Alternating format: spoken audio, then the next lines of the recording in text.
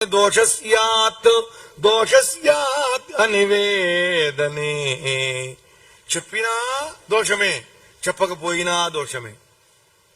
ఏం చెయ్యాలి ఇప్పుడు? నేనేం చెయ్యాలి? ఇలాగ పాపం అనుకున్నాడు.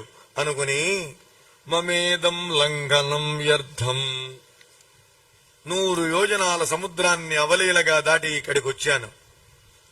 లంకిణిని సంహరించాను. రాత్రులందు లంకాపట్టణంలో తిరిగాను. ఇంత కష్టపడ్డాను. ఆ సముద్ర లంఘనం, ఈ సంచారం, ఈ అన్వేషణం అంతా కూడా వ్యర్థమైపోయింది. ఇప్పుడు నేను వెనక్కి తిరిగి వెళితే సాటి తోటి వానరులు ఏమంటారు? లేదు, అందరం వెళతాం సుగ్రీవుడి దగ్గరికి, రామ లక్ష్మణుల దగ్గరికి. వెళ్లి పరమ అప్రియమైనటువంటి ఈ మాటను గనక రాముల వారికి చెబితే, సీత కనిపించలేదు రామా, ఆమె చనిపోయి ఉంటుంది అంటే తతస్య క్షియతి జీవితం, ఈ అన్న మరుక్షణం రాముడు మరణిస్తాడు. అది నిజమైనటువంటి ప్రేమ అంటే అండి. సాగమనము అంటే అది అలా ఉండాలి. ఏమండి మీ ఆవిడ వెళ్లిపోయింది అనగానే ఆ అని పడిపోతే ఆయన సతిని అనుసరించినట్లు, మీ ఆయన పోయాడండి అనగానే ఆ అని పడిపోతే ఆవిడ పతిని అనుసరించినట్లు. అంతేగాని పతి సాగమనం చాలా మంచిదని చెప్పి బలాత్కారంగా ఆమెను తీసుకుపోయి ఆయన శవం చితి మీద పెట్టి ఈమెను అక్కడ కూర్చోబెట్టి ఆవిడ కేకలు పెడుతూ ఉంటే చప్పట్లు మోగించి, ఇవి మంచి లక్షణాలు కావండి. అది నిజంగా అనుసరించడం. నా భార్య లేదు అనే భావన రాగానే గుండెగా ఆయన పోవాలి, నా భర్తలు పోవాలి. అంతేగాని నువ్వు ఎందుకు పోవు, నువ్వు పోవాలి కదా, పంపిస్తాం పదా అనేటువంటి మాట అనకూడదు. అందువల్ల ఎంత ప్రేమ అంటే రాముల వారికి సీతమ్మ తల్లి మీద. సీతమ్మ చనిపోయిందన్న విషయం చెప్పానా, రాముడు ఏం చేస్తాడు? జీవితాన్ని త్యజిస్తాడు. రాముడు ఎప్పుడైతే జీవితాన్ని త్యజించాడో, భృశానురక్తో మేధావి న భవిష్యతి లక్ష్మణ. సీతా విరహంతో, సీతా వియోగంతో, సీతమ్మ తల్లిపై ప్రేమతో రాముడు మరణిస్తే, రాముని మీద ఉన్నటువంటి భక్తితో, రాముని మీద ఉన్నటువంటి ప్రేమతో రాముడు చనిపోయాడు అనగానే లక్ష్మణస్వామి ప్రాణాలు విడుస్తాడు. రాముడు లక్ష్మణుడు మరణించారన్న విషయం తెలుసుకుని భరతుడు మరణిస్తాడు. వీళ్ళు ముగ్గురు మరణించారని తెలుసుకుని శత్రుఘ్నుడు మరణిస్తారు. 4 బిడ్డల్ని కోల్పోయి కౌసల్య, సుమిత్ర, కైకేయులు ముగ్గురు మరణిస్తారు.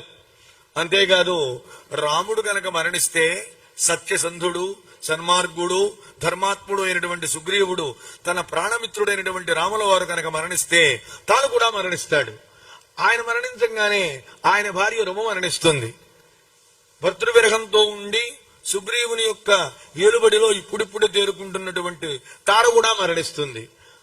నాన్నగారు చనిపోయి ఉన్నారు, బాబాయి ప్రేమగా పెంచుతున్నాడు. అటువంటి అంగదుడు, వారి చేత పెంచబడే అంగదుడు ఈ బాబాయి చనిపోగానే ఆయన చనిపోతాడు.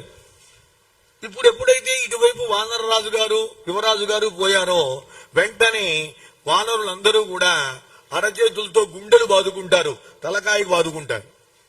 అందుకనే చెబుతారు, దయచేసి నెత్తి మీ చేతులు పెట్టు కూర్చోబాకండి. ఒకళ్ళ నెత్తిని చేతులు పెట్టద్దు. నంబర్ 1, నీ నెత్తి నువ్వు పెట్టుకోవద్దు, ఇట్లా కూర్చోకూడదండి, చాలా తప్పది. మన ఇళ్లలో పెద్దవాళ్ళు ఏమంటారంటే అలా కూర్చోవద్దు అంటారు, తప్పురా అంటారు. తప్పురా అంటే తప్పు అంటే మానేయడమే.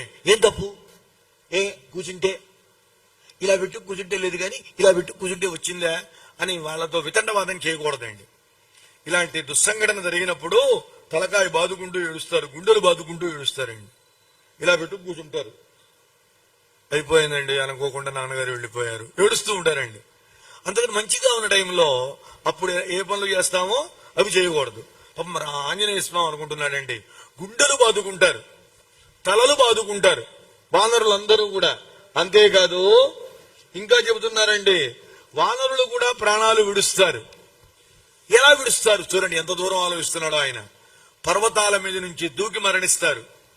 అంతేకాదు విషం తాగి మరణిస్తారు, ఉరి వేసుకుని మరణిస్తారు, అగ్నిని రగిల్చి అగ్ని జ్వాలలోకి పోయి తమ యొక్క ప్రాణాలని విడుస్తారు.